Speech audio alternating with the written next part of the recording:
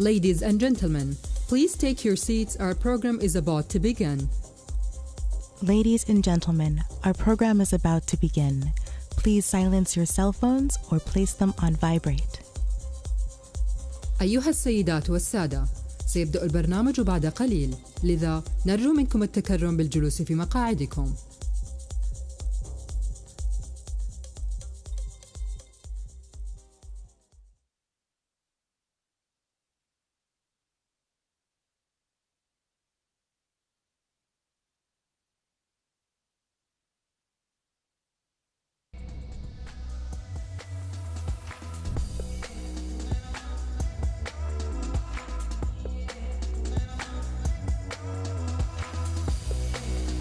This year's Winter Enrichment Program 2022 is about resilience. And this resilience is really trying to address the different tipping points with regards to climate change, food, water, energy, health, data, as well as the environment. I like the topic this year. It's very exciting. I always get excited for WEP. It's such a great couple of weeks when we get everybody involved, we get people out, as well as lots of chances to learn about things. But in an accessible way. This is the answer to the world's problem. Don't accept defeat. Recognize the problem, but be resilient. Come up with solutions. That's what resilience is about.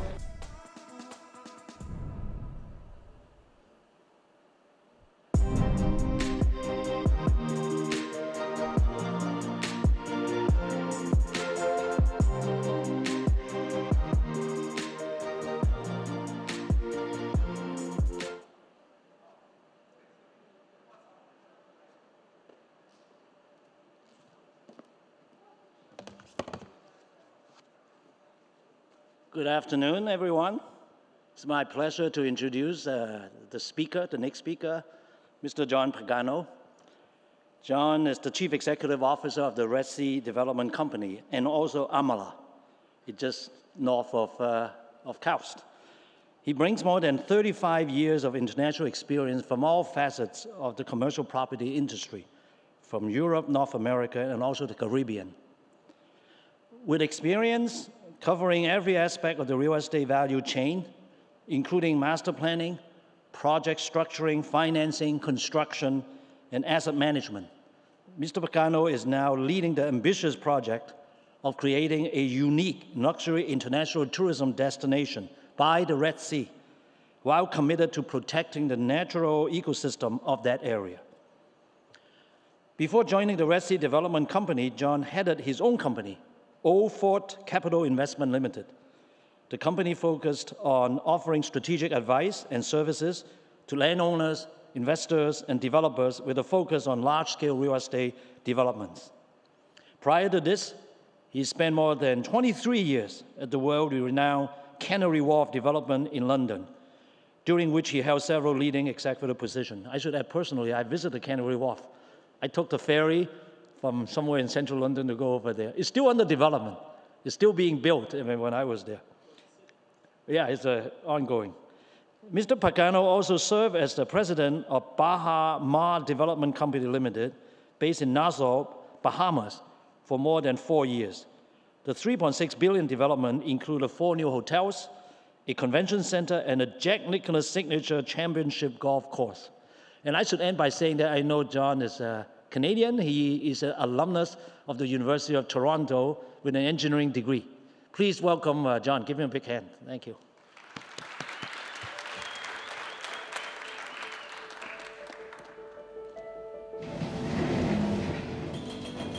We are breaking new ground. We're thinking differently. Sustainability is no longer enough. As David Attenborough so rightly mentioned in his latest film, we're moving from being apart from nature to becoming a part of nature, once again. For us at the Red Sea Development Company, nature is our most valuable asset and our greatest inspiration. The Red Sea project is located between Al-Waj and Umluj on the west coast of Saudi Arabia. In an area comprising a pristine archipelago of 90 islands. teeming with coral and sea life. Spectacular mountains, rolling dunes, and even dormant volcanoes.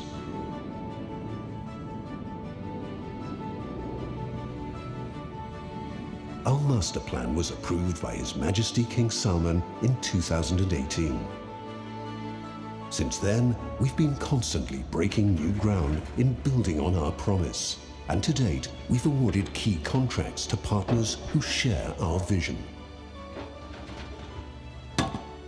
Our hub islands continue to build momentum. Created in partnership with some of the world's leading architects and designers.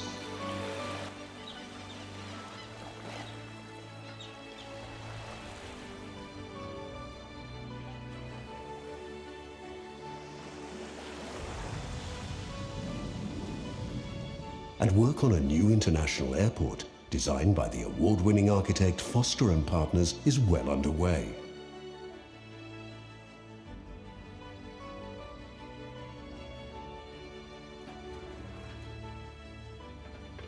The number of workers busy on site is growing by the day. Housed in a new construction village, providing the highest quality accommodation, healthcare, and sports facilities. The construction of our coastal village is progressing well. Eventually, this will be home to 14,000 people who will work at the destination. Connecting all these locations are the newly completed roads, jetties, and causeways. Upskilling young Saudi talent is also our priority. For example, a partnership with the University of Prince Muqrin has provided 120 scholarships for international hospitality management degrees, accredited by École Hôtelière de Lausanne. And 45 Saudis from the local area have been trained to manage our 100-hectare nursery.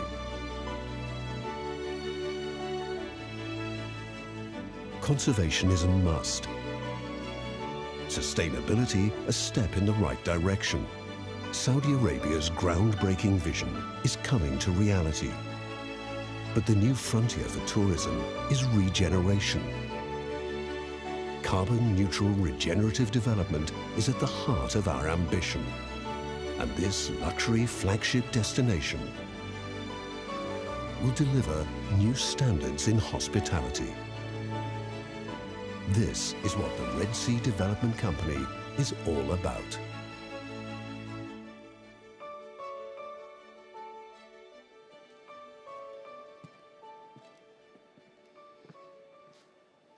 Well, good afternoon. I never get tired of watching that video, so I hope you enjoyed it as much as I did. Look, it's great to be here with you to participate in the Winter Enrichment Program. As Tony mentioned, I'm an engineer, and my job requires precision and certainty. One miscalculation, and the structural integrity of a building could be placed in doubt. And that's why I've always admired the way scientists approach the world. Taking chances, welcoming trial and error, learning from failure as much as from success. Now, of course, it's from your research and hard work that the tools of my trade have been developed. The technology that we use, the techniques that we employ, all come from the work of scientists. Now today, I'm leading two of the most exciting projects of my career. Exciting because they will open this wonderful country up to the world. They will allow people to experience the fabled Saudi hospitality firsthand. And also because our work will create new opportunities for the Saudi people, creating industries and jobs that have never really existed in the kingdom before. From a personal perspective, they're also exciting because they give me the opportunity to work like you, like a scientist.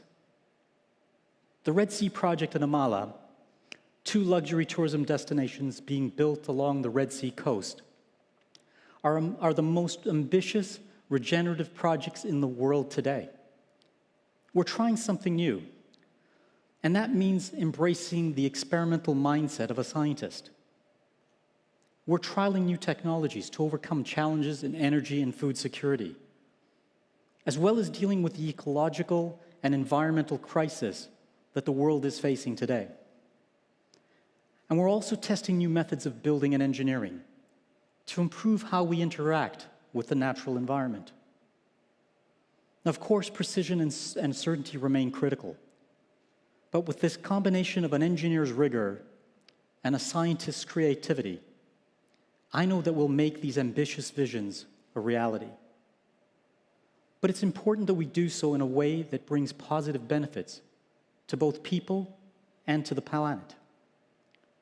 And now that's why I'm delighted with the theme of this year's Winter Enrichment Program, resilience.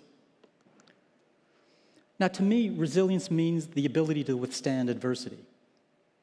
That applies socially in terms of how we bounce back from personal challenges and hardships as an individual, a community, or as a country, in fact.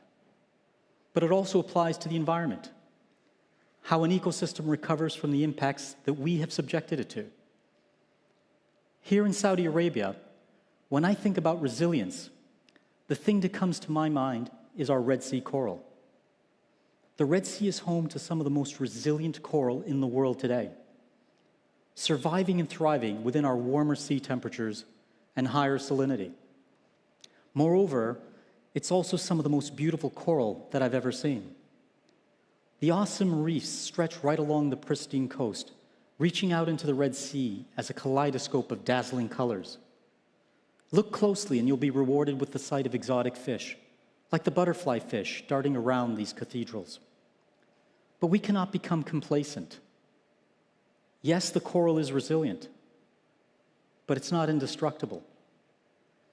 We have a responsibility to play a role in ensuring that these reefs are protected for future generations to also enjoy. Now, at the Red Sea Project, we've even gone one step further than this.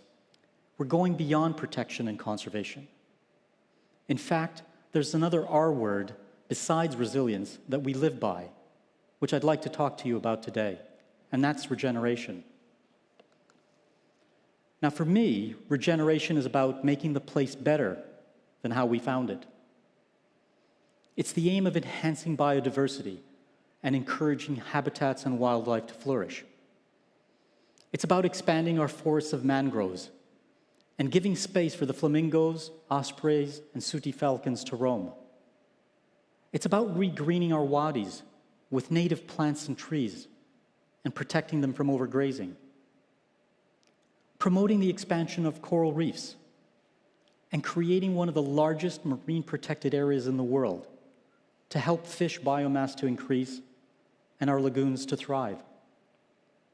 And like resilience, regeneration is a social ambition as well as an environmental one. As well as improve ecosystems, we strive to uplift surrounding communities too, and we will do this by growing local economies. Now, before I tell you how, allow me to tell you why. There are very good reasons why we've committed to the pursuit of regeneration. Firstly, there's a simple business reason to do so. Traveler expectations are changing. The 2020s will be a transformative decade, especially for the tourism sector. The impact of COVID-19, technological advancements, and the rise of sustainable tourism are shifting what people want when they travel. More than half of global holidaymakers already say that they want to travel more sustainably. And not just that, but ecotourism and barefoot luxury experiences are about the space where holidays and nature come together, where travelers want to spend their time immersed in the surrounding environment, learning about conservation, and actively supporting conservation efforts, like rescuing sea turtles or planting mangroves, for example. And this demand will only grow. The second reason is a point of responsibility. Pre-pandemic, the tourism sector contributed more than 5% of global greenhouse gas emissions. Now, unless we act, by 2030, our emissions will have grown by a further 25% compared with 2016 levels. Now, it's our duty to halt and indeed reverse this trend. And at the Red Sea, we're doing so with vigor.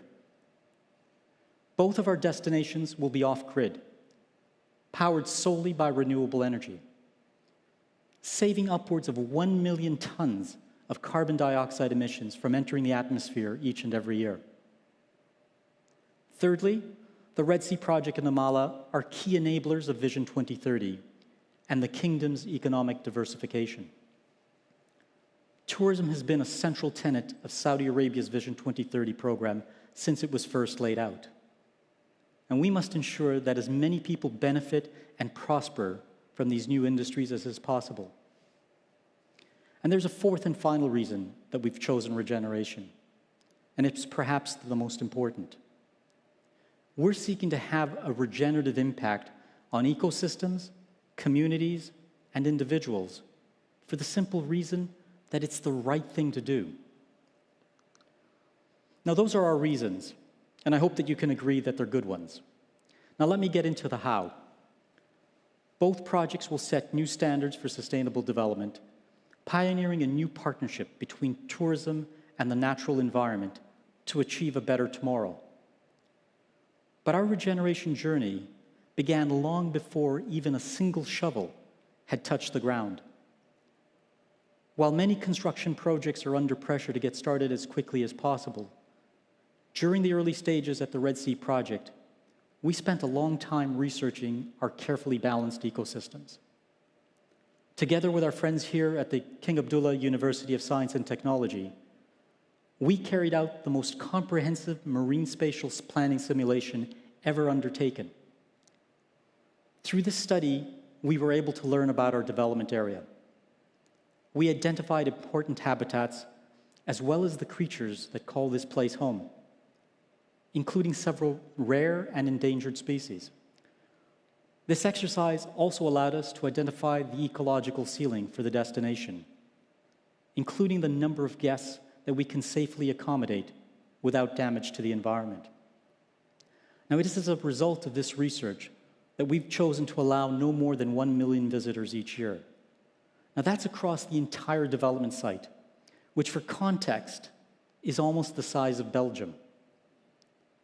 We've also made the decision to leave 75% of the destination's 90-plus islands untouched, and to further designate 9 as special conservation zones. Now, this includes one of my favorite islands, Al-Wakadi, which would have made a perfect resort location. But when our assessment revealed that it was a favored nesting ground for the critically endangered hawksbill sea turtle, there was no question that it had to be protected. So despite the commercial attractiveness of the island, we chose not to develop it. We put the hawksbill sea turtle ahead of profit. And in total, less than 1% of the entire area will ever be developed. From planning and into construction, every decision that we take remains grounded in sustainability.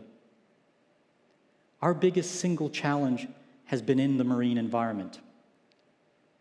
We must move at a measured pace to ensure that we protect the abundant corals, mangroves, seagrasses, and other marine life. Care has had to be prioritized over speed. But by directing our development and environmental teams to remain aligned at every stage, and by continuing to work closely with expert partners like KAUST, we've been guided by the latest science and best practice to ensure construction has progressed safely and considerately. We've also championed new methods of construction. For example, we're manufacturing our structures off-site. The units are built elsewhere in Saudi Arabia or even further afield, and then shipped to the destination for final assembly and/or installation. As a result, the human impact of construction activities on sites has been significantly reduced. Now, as well as working with the best expert partners, we truly believe in embracing new innovations to enhance our environment. We will be deploying thousands of Internet of Things sensors throughout the destination, including the coral reefs, the turtle nesting sites, and the wider lagoon area. These sensors will monitor changes on a real-time basis and provide an early warning system when the ecosystems are at risk of being impacted, so that appropriate action can be taken before any lasting damage occurs. Now, we're also looking at how technology can be used to boost coral populations, such as innovative approaches to coral farming. Yes, we're even exploring 3D coral printing. Now, our sustainability ethos has also led us to implement a zero waste to landfill policy too. But rather than simply being a removal of a negative, we've taken a circular approach so that it actually supports our regenerative ambition. Anything that can be recycled or reused is recycled and reused. Anything that can't is incinerated. And we use the ash as, produced as fill material.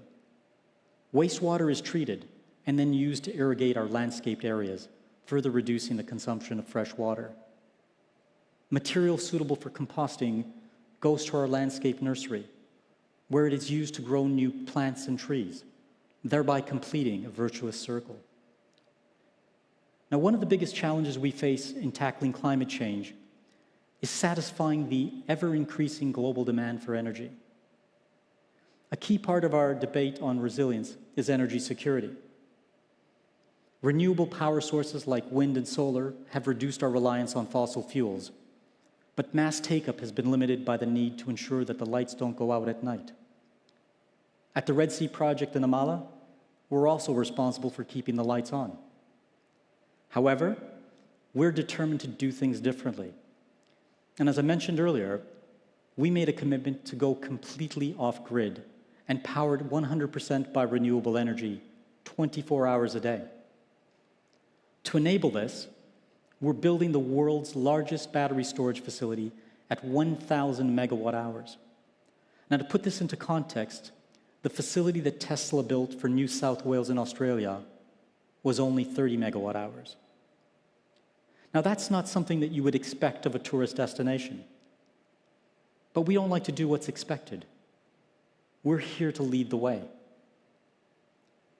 Food security is another global resilience challenge. The world's food resources are being pushed to their absolute limits. Governments and NGOs are urgently thinking of ways to feed populations while reducing agricultural's impact on the environment. As we prepare to bring 1 million people each year to the Red Sea destination alone, we're also looking at ways to feed them, but in a way that does not harm our local ecosystems. To do this, we're working closely with local farmers, helping to better organize their efforts, and actually teaching them sustainable farming techniques. We're also working with a range of partners to pilot new technologies that may aid us in creating a sustainable food supply. For example, we're working with Red Sea Farms to develop an indoor farm at the Red Sea project area, a company born out of the Kaust ecosystem, I hasten to add. They use innovative technologies such as using seawater to cool greenhouses and to actually grow crops instead of relying on fresh water. This will save up to 300 liters of fresh water per kilogram of food that we produce, a 95% saving compared with other food production methods. It also results in more nutritious crops with a richer taste, flavor, and texture. Well, at least that's what they tell me. Now, added to this, we're also exploring vertical farming techniques, which can deliver impressive yields in relatively small spaces. This will limit the need for growing plants outdoors, meaning that we can actually reduce and hopefully eliminate the use of pesticides. We're also looking at rainwater harvesting initiatives too, such as building check dams that collect water for use in irrigation and help to restore our wadis to their natural state. Now, I'm excited about the novel approaches we're exploring, but we're trying things that are even more remarkable to ensure that we deliver a sustainable food supply at our destinations. For one, we're making sustainable bottled water out of sunlight and air. Hydro panels will draw vapor out of the air and convert it to drinking water at a plant on site, served in glass bottles, of course. We've also partnered with Blue Planet Ecosystems to explore new ways of creating seafood. This high-tech system replicates natural marine ecosystems right here on land. Sunlight is used to grow microalgae, This is then used to feed zooplankton, which is then eaten by the fish, thereby reproducing a completely natural and sustainable food chain. Now, if we're successful, we'll have a self-sustaining food production system to feed our guests, resident employees, and maybe even the surrounding local communities. The algae the system produces will also capture carbon, so really delivering a truly circular solution. Now, many can't believe that we, a tourism development, are exploring new technologies and techniques to create water, food, and electricity in this way. But to achieve regeneration and ensure our own resilience, we're determined to become as self-sufficient as possible and to do things differently. Now, earlier I said that regeneration is more than an environmental ambition. For us, the environment and economy are interdependent in a virtuous circle that has the power to improve the lives of people too. Now, I subscribe to the belief that if we enhance one, we improve the other. We protect the ecosystem for the long term, and in turn we grow the economy and create good and lasting jobs. In fact, our projects are aligned with all 17 of the United Nations Sustainable Development Goals to achieve a better and more sustainable future for all. Our destinations are also a key part of Saudi Arabia's own transformation, reducing the kingdom's reliance on oil and setting the framework for a diversified economy, creating new industries and new opportunities. The kingdom has bold ambitions to raise tourism revenue from the current 3% of GDP to 10% by 2030, which is more in line with the global average. And we're playing a key role in achieving that goal. Combined, the Red Sea project and Amaala will contribute just under $10 billion a year to the kingdom's economy, which is roughly 1.5% of GDP once we're fully operational. We will also be a significant creator of jobs too, employing around 60,000 people directly and creating a further 60,000 indirect jobs. That's a total of 120,000 new jobs. With the kingdom's vision aiming to increase women's participation in the workforce from the current 22% to 30% by 2030, tourism will play a crucial role in offering new and rewarding career opportunities. Now, of course, to ensure we build these unique destinations to the highest standards and to deliver on our sustainability commitments, it's vital that we bring together the best talent, both from within Saudi Arabia and from further afield. However, this is coupled with a long-term view of enabling knowledge transfer within the nation, and we're focused on training and developing our local talent. Now, I'm proud to say that over 50% of our employees are Saudi. And this is more than double the national average. We've partnered with well-known and well-regarded organizations like the University of Prince Mugrin and the École Hôtelière de Lausanne, providing scholarships to train the next generation of leaders in the hospitality and tourism industry. We've also partnered with the Human Resources Development Fund and are actually providing vocational training for 600 people, and this figure is set to grow at least tenfold. Now, it's incredibly important to us that the jobs that we create contribute to the country's economic fortunes, as well as benefiting our local communities. Happily, I can report that over 75% of the total combined value of contracts awarded to date have been to Saudi companies. We're bringing opportunities to local businesses and to the Saudi people. And this is key to us creating a strong, viable, and resilient economy. Our progress is more than just numbers and statistics, though. As I said, regeneration is not just for the planet, but for people too. And we're changing the lives of people.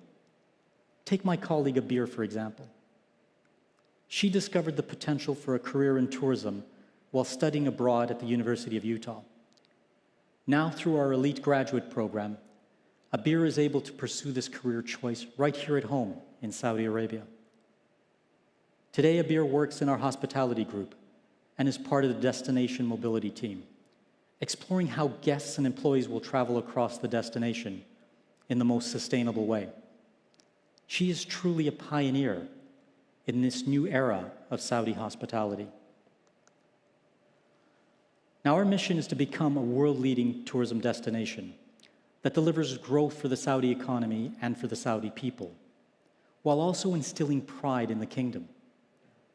Saudi Arabia's rich heritage and traditions are a valuable asset for the kingdom's proposition to international tourists. Saudi culture has been influenced and enriched by Bedouin tradition and Islamic heritage. It has been shaped by its historical role over the centuries as the crossroads of the world, serving as a vital link between India and East Asia on one side and Byzantium and the Mediterranean on the other. Destinations like Alula and Diriyah Gate are unique around the world. They're untouched examples of ancient history that contribute to the Saudi national identity.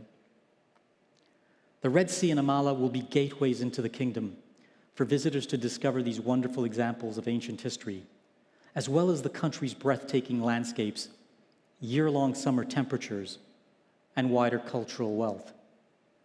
But importantly, our destinations are a treasure trove of relics and remains of years gone by, with over 1,600 sites of interest already identified. We have partnerships and programs in place to further explore the region this year, including the delivery of the country's first underwater excavation in the El Waj Lagoon, in partnership with the University of Napoli, L'Orientale, and the Ministry of Culture. Any interesting finds will be shared with local museums so that guests can explore the past. At the same time, this location, with its calcified mound of more than 1,000 jugs surrounded by corals, makes a perfect dive site at a depth of only 18 to 20 meters. Now, these end goals are no good if the route we take to get there does not meet our own expectations of responsible development. Now, I'd like to take a moment to talk to you about another personal passion, and that is worker welfare. Ambitious plans can quickly become diluted or fail to happen at all if you don't have a stable workforce behind them. Existing guidelines such as the International Finance Corporation Standards helps to create adequate living conditions for workers.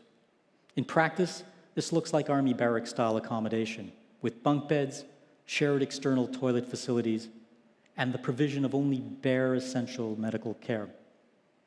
However, in order to create and maintain a healthy and happy workforce, we've made the decision to go much further and to set a new benchmark. In our construction village, where our 10,000-strong workforce live, we built the accommodation around landscape squares to create more of a residential setting. Everyone is offered privacy, including ensuite bathrooms with showers. There are personal safe belongings, computers for checking emails, and Wi-Fi available in all areas so that staying in touch with family and friends is easy.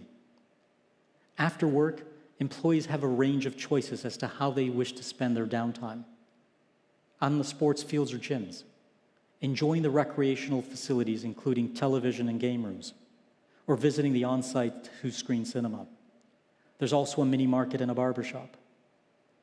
We've even given careful consideration to the food we provide, offering multiple cuisines to cater for our international workforce. Now, based on the current industry standards, we're not obliged to provide any of these things. However, let me echo my previous statement. It's the right thing to do.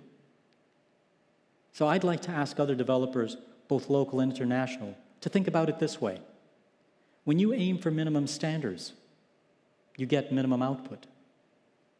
Now, aside from the moral and motivational reasons, investing to improve our workforce's standards raises the standards of our developments as a whole. My advice to others would be to assess your workers' welfare standards in much the same way you would consider any other investment in your business. The more care and attention you put in, the greater the return you can expect. Now, of course, alongside well-being, we take our duty to protect the physical health and safety of our employees extremely seriously too. That's why we developed our own central medical facility, which offers primary health care as well as emergency care to the people building our destination. Now, this is further supported with the satellite clinics as well as an emergency evacuation helicopter so that medical help is never far away. Now, across a site as vast as ours, these tools could quite literally be life-saving. So where are we now? Well, today, activity across the Red Sea project in Amaala is progressing in earnest. The Red Sea project will welcome its first guests by the end of this year, while Amaala is on track to receive its first visitors by the end of 2024. In total, we're delivering 24 new hotels, offering over 4,000 hotel rooms, 1,000 residential units, as well as a new international airport, and all of the necessary infrastructure to make the destinations function. Across both developments, we've surpassed significant milestones, with more than 800 contracts signed to date worth in excess of 23 billion rial, or over $6 billion. And as I said before, 75% of which have been awarded to Saudi companies. Our landscape nursery, which is growing 25 million plants and trees, and the Red Sea project's construction village are both fully operational. Red Sea employees have even started to move into new accommodation in the coastal village, which will eventually be home to 14,000 people who will work and live at the destination. And we've even opened our first hotel, the 144-key Turtle Bay Hotel.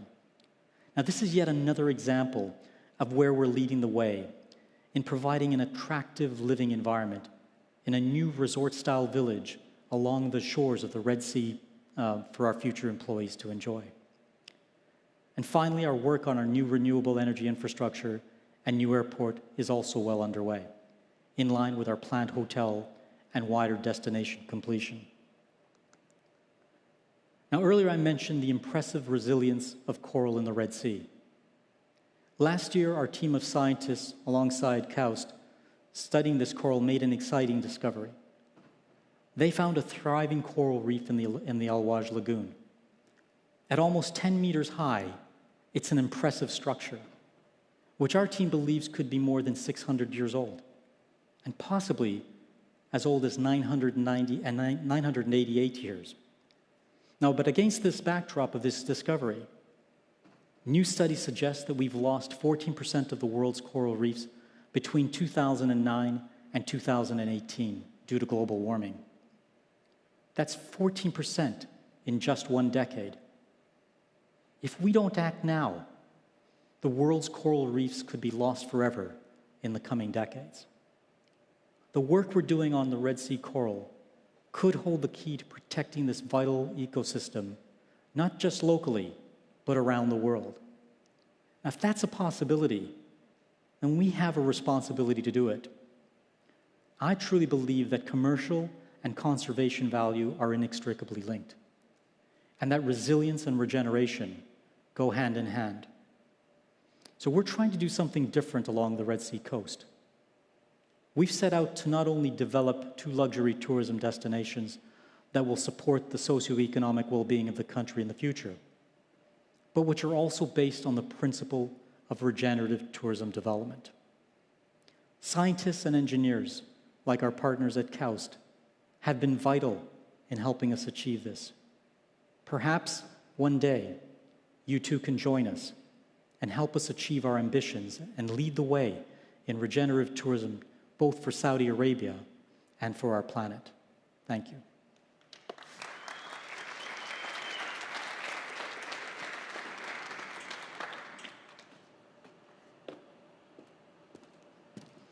Thank you very much. I need to use this. Okay, you that. Very inspiring presentation. I have visited the site 2 years ago. It didn't look anything like this, so a lot of things have been done. So anyway, we now have like 15, 20 minutes, okay, until about 6:30. We are open for questions. So there are supposed to be mics on both sides. So if you are interested in asking questions, let us know. I also have some questions given to me online, because this is a hybrid event. So, but let me give you some time to gather your thoughts, and maybe you can line up and ask questions. But let me ask the first question, maybe. Okay. No tricky ones, though. Yeah.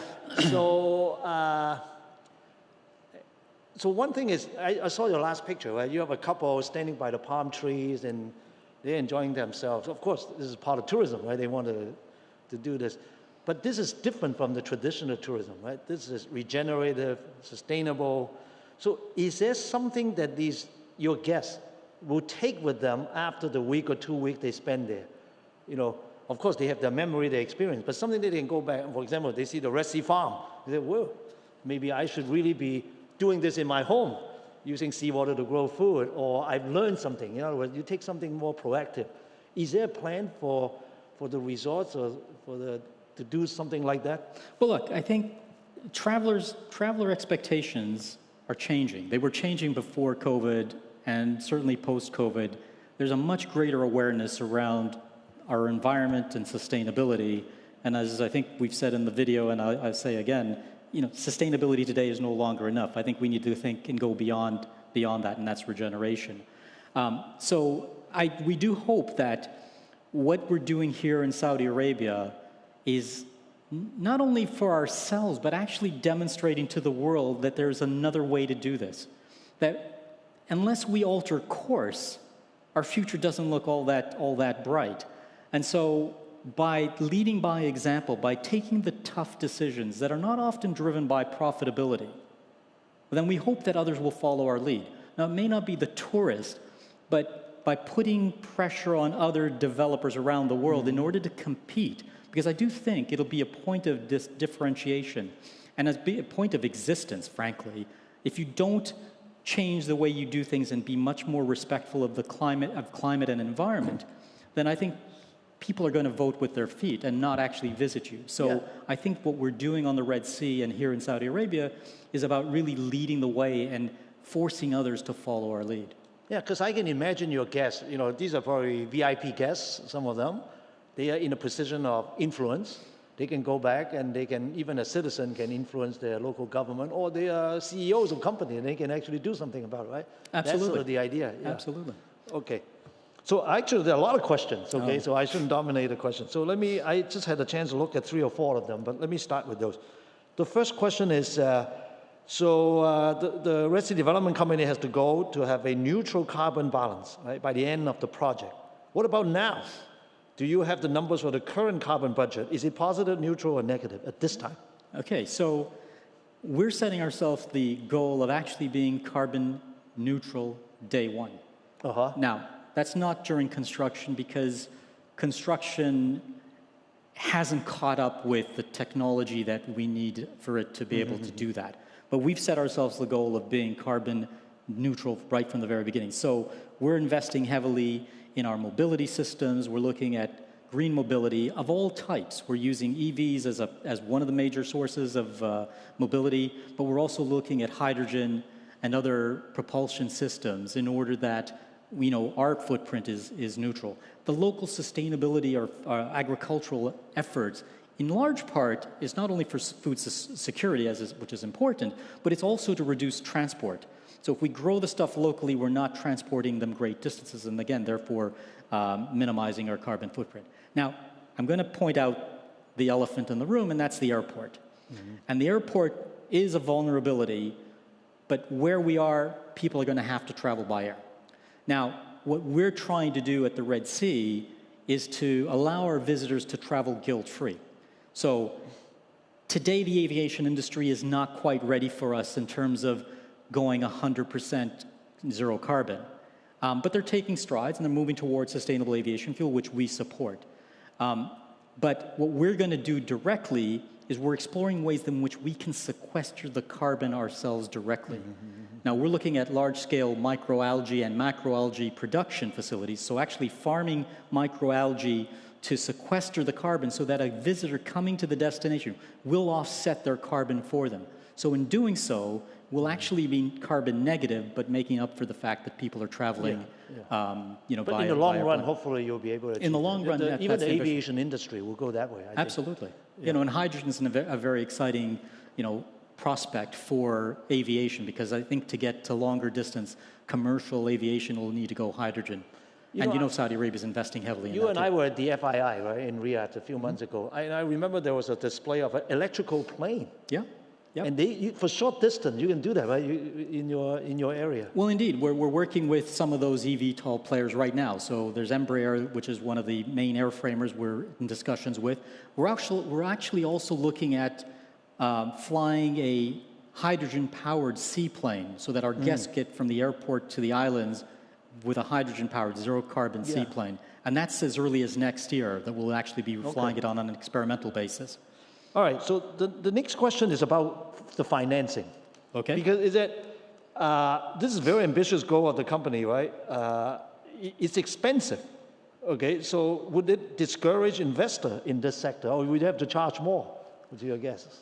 Well, look, I think we're in a very privileged position. So let me start off by saying that the Red Sea project is fully funded and financed. Our equity comes from the Public Investment Fund, which is our principal shareholder. You may or may not have heard that we actually signed and recently closed a 14 billion rial green loan facility, the largest Saudi rial denominated green loan ever actually underwritten. So the financing is in place.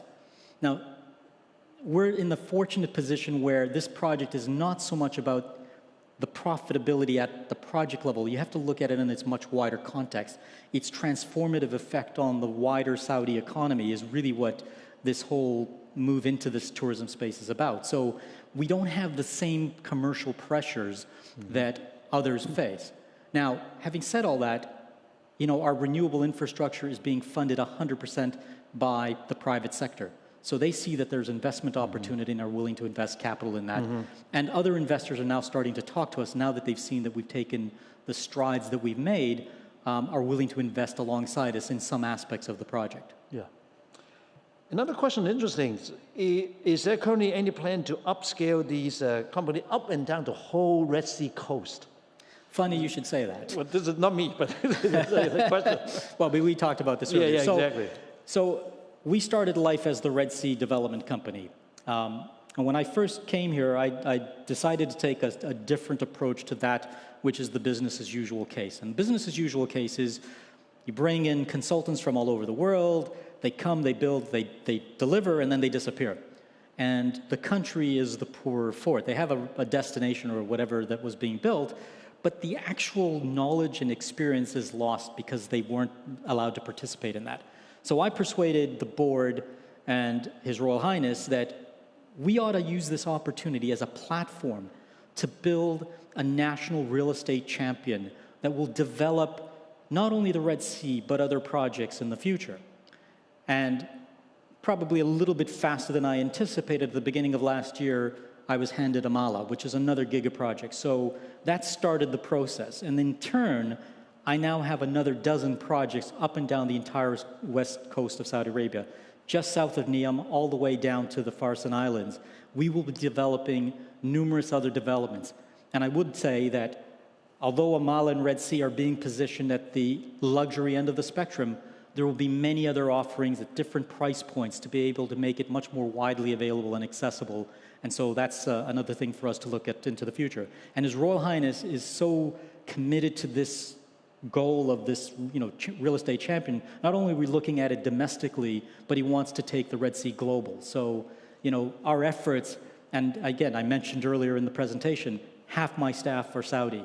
And that was the whole idea, was to create the opportunities, to give young Saudis the opportunity to participate in a once-in-a-lifetime experience. And now we have that opportunity to do so. Well, very good. There are a few more questions. I will save that at the end. I want to take some questions from the floor. There's a question there. Please go to one of the mics on the side so that everybody can hear your question. Please identify yourself and get to the question as quickly as possible. Thank you.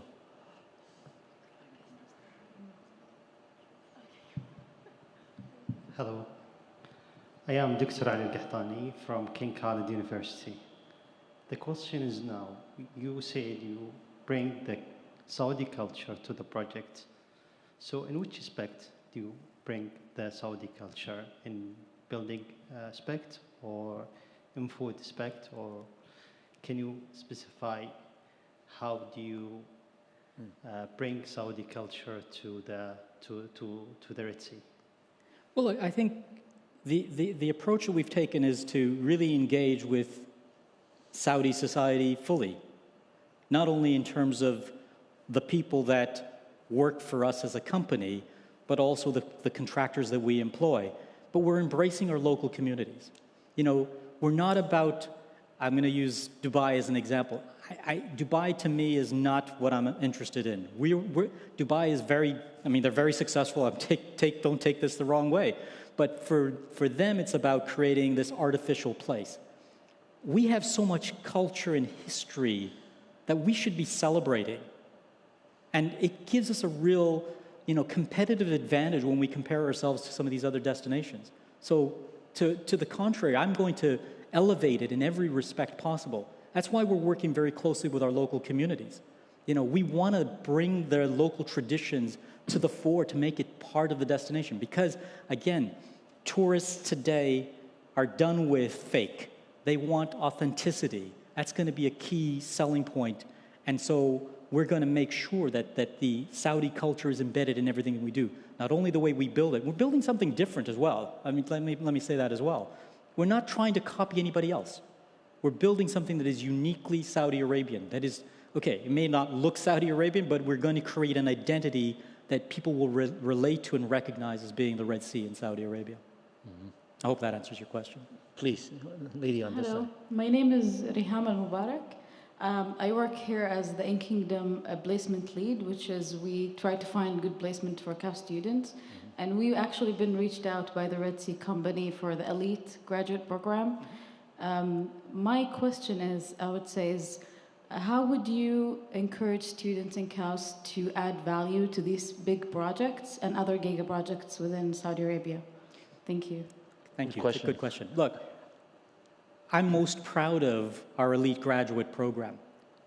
We started this program off a couple of years ago, and we started when we were relatively small. We hired 30, we offered up 30 places. And as I said, the whole essence of the Red Sea is about creating opportunities for young Saudis. And when we launched the program, we had 16,000 applications within a matter of days.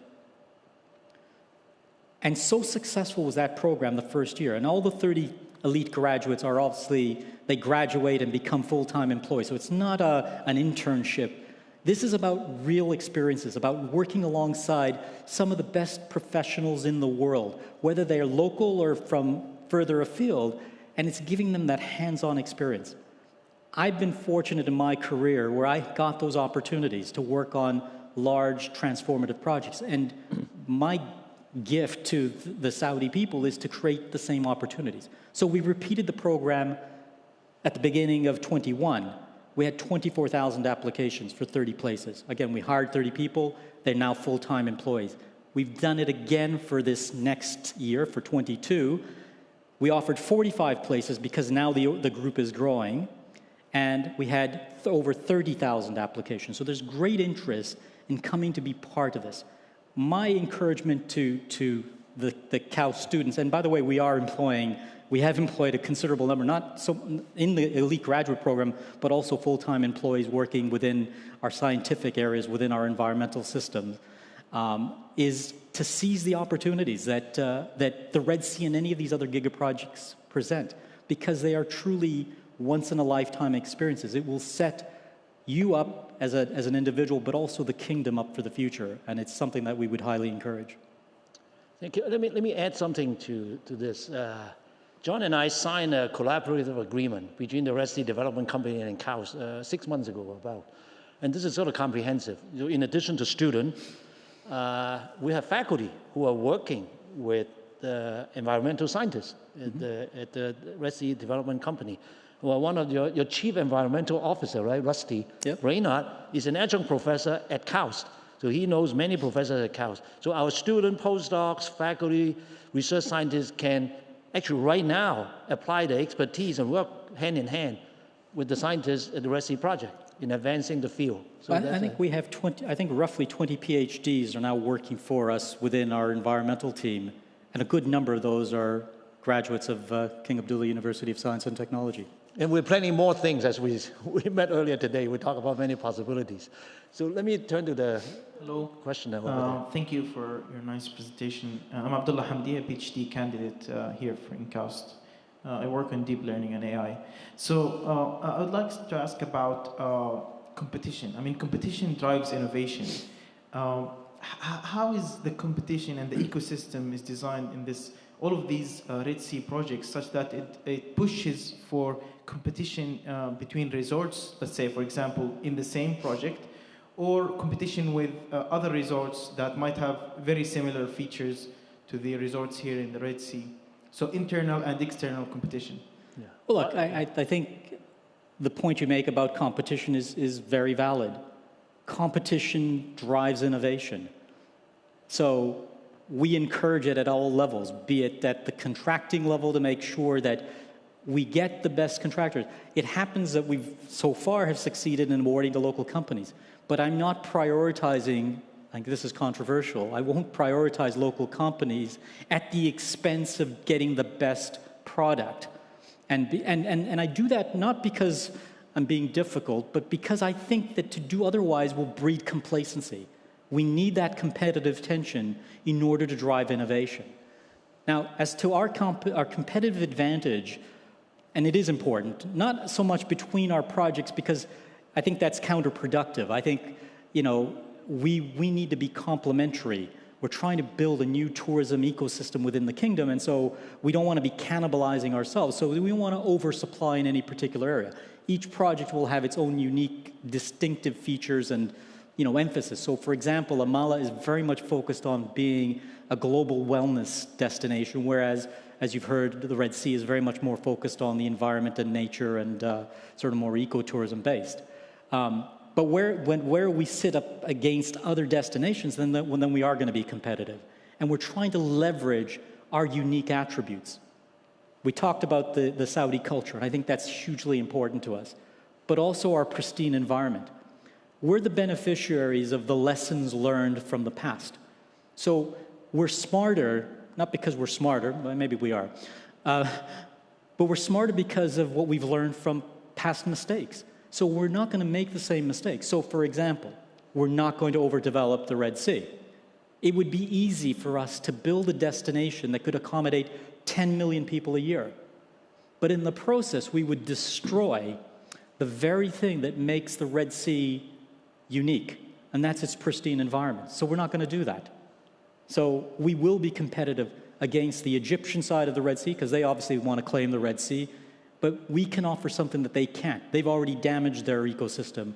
We're in that enviable position of not being forced to do it, and we have a pristine environment to start with. We'll compete with the other UAE countries, obviously, on the basis of authenticity. So when I said, sorry, maybe I didn't clear it out, internal competition, I mean on the same project, let's say on the same Red Sea project, there might be multiple resorts, for example, right? There will multiple companies.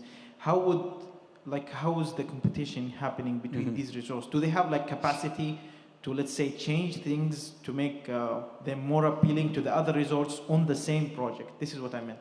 Yeah, look, I think competition within resorts, again, you have different global brands that compete on a daily basis. So they're all going to drive forward to try to outdo their competitors. Everybody is incentivized by performance. And so that will ultimately breed competition between the resorts. So one resort, the Four Seasons, may be striving to outdo the Rosewood or to outdo one of the other developments, and so on and so forth. So that will also create its own internal competition as well. Thank you. Okay. I think this is the last question because I have two more from here. So please, yeah. So hello, good night. My name is Fabio.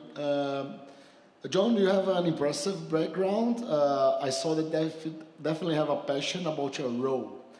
Can you give some insights for those who want to pursue roles of leadership like yourself? Okay. Look, you're starting off in your careers, and the world is your oyster. You know, embrace the opportunities that get presented to you, and go beyond your comfort zone. I started life as an engineer, as we discussed earlier, from the University of Toronto. And I could quite easily have stayed in that space. But my own personal motivation, my own desire to learn, and my intrigue to discover new things caused me and forced me to go outside and step outside of my comfort zone. So, you know, if you get comfortable, and there's nothing wrong with that, that could be one, you know, each person is got different motivation. But if you really want to excel and you really want to progress your career, then don't be afraid to go outside of your comfort zone, because through that process you get new opportunities. And you know, again, and if I look back at my career, you know, there were a series of steps that I took where, you know, they were difficult. I'm like, okay, do I make this move? Do I leave something that I'm comfortable and I know well and go into something that is more challenging? I've done that, and every time I've done that, I've never looked back, and that's what I would advise.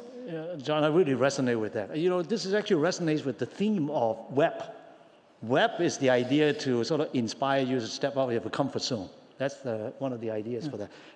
I have two more questions. I saved the best for the last. No difficult questions. They're coming from here. One is actually say, these projects, the goals are so ambitious. How feasible are these goals, in your opinion? This is a very general question. You're reaching too high. No, look, I think you have to reach high. If you're starting from, if you're in a mature environment, you wouldn't do this. I mean, a mature environment in the sense that, you know, there's an abundance of this type of product on offer. The kingdom is setting a new course. They want to open the country up to the world. Their tourism infrastructure, apart from religious tourism, does not exist. So unless we're bold and we take on these ambitious projects, it's going to take forever, and you will never really make an impact. So I think it's the right approach for us to take in order to really make an impression. And, you know, the kingdom is not shy about setting super lofty goals. They want to achieve 100 million domestic and international visitors by 2030. Now, that's a huge number of people. So we have a lot of infrastructure, both hard and soft, that we have to build in order to accommodate that. Certainly is true. So the last one, I think everybody's, you know, waiting for the answer. Can Kaohsians get special offer to visit the resort? We're selling real estate, so if you want to buy, I'll sell you something. There's the discount on the hotel room, you know, the Kaohsian discount. Of course. Okay, we all heard it on record. Well, let's give a big hand to John for a really inspiring talk. Thank you. So I was told I give this a gift for you. This is called the Astro Lab. It's an astronomical instrument from a millennium ago. Oh, fantastic. And we have a museum next door, and it's on display. So this is a special gift for Kaohsian. Where do you want us to stand? Over there. So, yeah, like this. More? Okay, like this.